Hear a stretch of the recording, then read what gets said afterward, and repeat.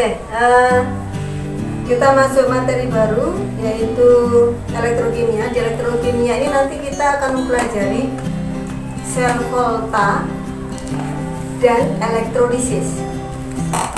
Apa itu elektrokimia? Elektrokimia adalah, di situ ada ya? Ada Apa elektrokimia? reaksi redoks yang bersangkutan Dengan listrik. Iya. Ya.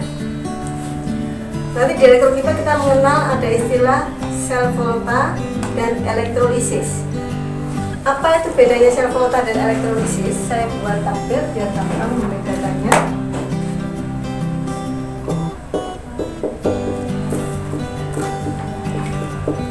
Sel volta, elektrolisis.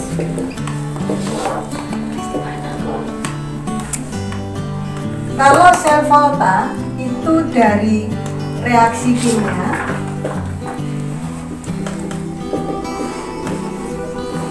menghasilkan listrik. Sedangkan elektrolisis kebalikannya. Jadi adanya listrik menyebabkan terjadinya reaksi kimia.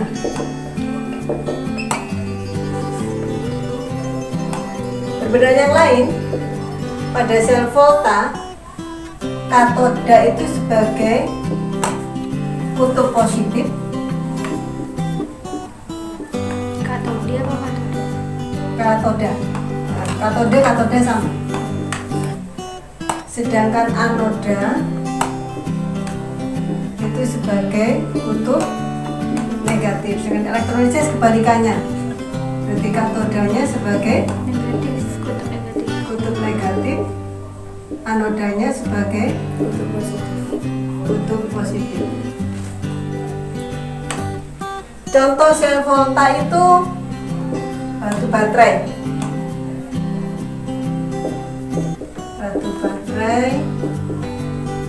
kemudian aki. Di situ kan terjadi reaksi kimia. Dari reaksi kimia itu akhirnya menghasilkan listrik.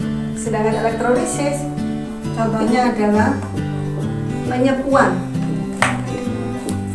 Kayak misalkan kamu punya sendok perak, kemudian semakin lama peraknya agak buram, nah itu disepuh, dimasukkan dalam larutan perak nitrat. Nanti ada listrik dialirkan ke perak nitrat itu sehingga perak dan nitrat terpisah. Perak akan menuju ke logamnya. Nah, nanti kita di elektrolisis bisa mengatur. Misalkan kita ingin yang perak yang menempel itu sekian miligram, berarti listriknya harus berapa, arusnya berapa ampere, kemudian larutan perak nitratnya harus berapa molar. Nanti kita arahnya ke sana. Oke? Nah, kita satu-satu dulu, ini perbedaannya sel volta sama elektrolisis. Dimatikan dulu. Dan ulang, jadi menentukan harga E0 sel itu dan dengan rumus E0 katoda dikurangi E0 anoda. Untuk menentukan mana katoda mana anoda ada dua cara. Kalau ada data harga E0 ya, maka yang E0 nya lebih besar itu sebagai katoda. Saya tuliskan katoda itu dicari dengan harga E0 nya yang lebih besar. Atau kalau tidak ada data harga E0 tapi kamu tahu hafal dari volta ya, maka yang sebagai katoda adalah yang letaknya sebelah kanan. Sebelah kanan. Misal kita mereaksikan barium dengan magnesium. Yang kanan kan magnesium. Maka magnesium harus sebagai katoda, bariumnya sebagai anoda. Kembali ke pengertian tadi yang sel volta, bahwa katoda itu sebagai kutub positif, anoda sebagai kutub negatif. Jadi magnesiumnya harus sebagai kutub positif, bariumnya sebagai kutub negatif. Kalau kamu meletakkannya kebalik, maka reaksi tidak akan terjadi. Kenapa? Karena letaknya salah, ya kan? kan katoda harus dikurangi anoda. Iya. Kalau sampai ini dibalik anoda dikurangi katoda kan nanti E0 selnya negatif. Berarti nanti itu ada angkanya kan? Jadi ada dua tipe soal. Ada yang dilengkapi dilengkapi dengan E0 E0 tuh maksudnya nanti ada angkanya? angkanya. Tapi ada yang tidak ada angkanya. Nah, bagaimana tidak ada angkanya? Kamu harus hafal deret volta. Nah, deret volta itu ada angkanya juga? Nggak ada. Maksudnya ya apa nanti Hanya kalau... seperti ini kamu ngafalkannya. Iya, maksudnya nanti nguranginnya itu ya gimana? Nggak usah. Jadi kan ini prinsipnya. Yang letaknya sebelah kanan dia sebagai Oh iya paham Bu. Misalnya nggak ada yang apa? Misalnya pakai angka berarti dikurangi gitu.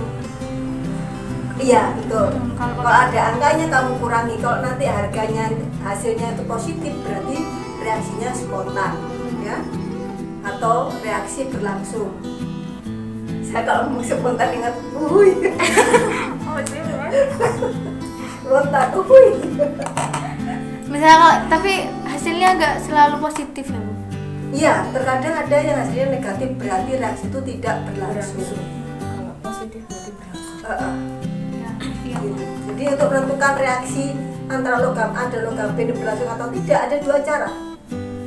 Kita menghitung E0 sel, kalau E0 sel positif berarti berlangsung, atau kita melihat posisi logam itu di deret volta. Apakah yang sebagai kutub positif letaknya di sebelah kanan dalam deret volta atau tidak? Oke? Iya. Selesai? Cukup?